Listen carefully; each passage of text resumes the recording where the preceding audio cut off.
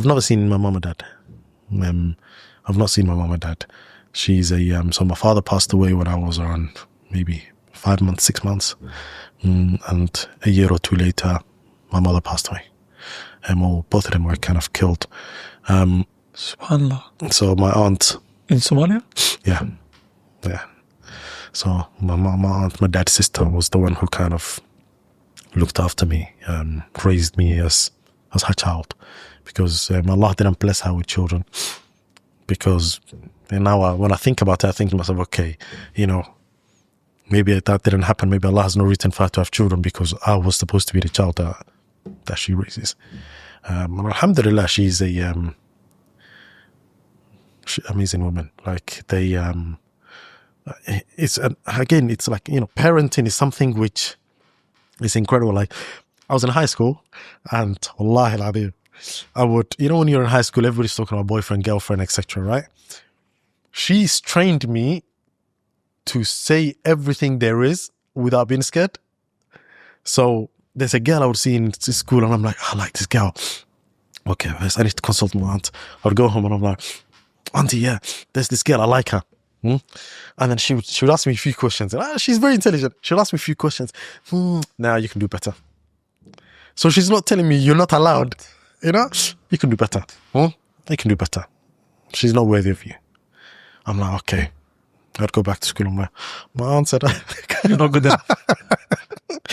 Yeah, subhanallah. So she's she used her brain to raise me. Like, Allah reward her. I mean. So that's what kind of, because it depends on the upbringing. If you're brought up in a household where you're not nurtured, you're going to be lost. Whereas if you're nurtured, if you have, from a young age, if you're taught responsibility.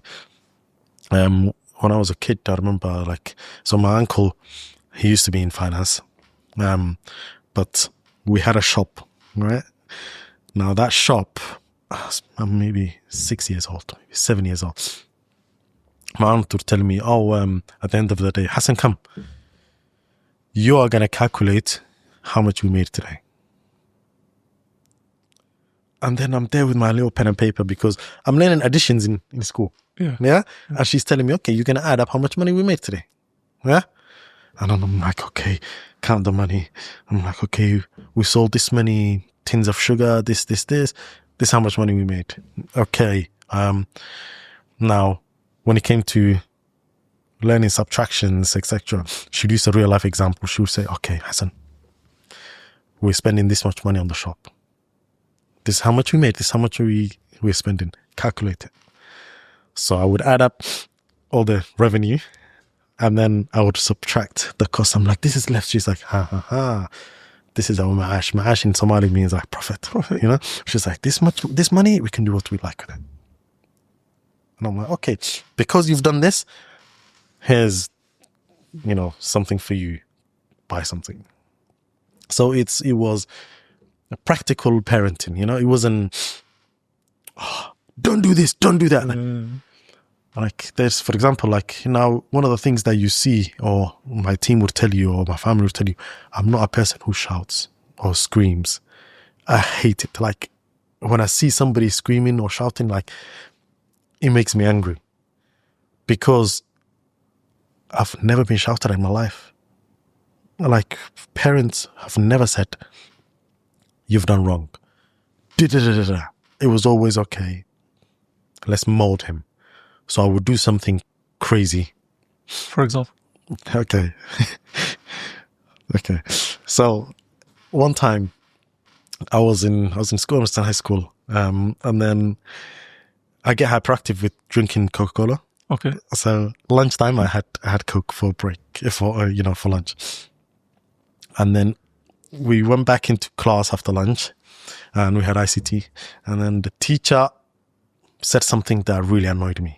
Yeah, he said there was a Somali kid causing trouble, and then the teacher was like, Somali is always causing problems. And I took my shoe off and I took my shoe off, threw it at him. It hit him. And then George Bush. And yeah. And he came, he grabbed me, I started headbutting him, started punching him. So I got expelled, like I got suspended. It was just before the winter break. Okay. I went home, and then obviously my head of year was Algerian, mashallah, like top guy, Mr. Sima. He was top guy. He called my aunt, like Hassan did a mad thing today.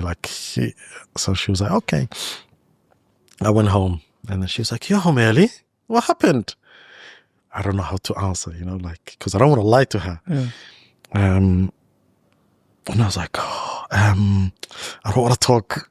She was like, tell me what happened. She was like, you know me. If you tell me the truth, I don't get angry.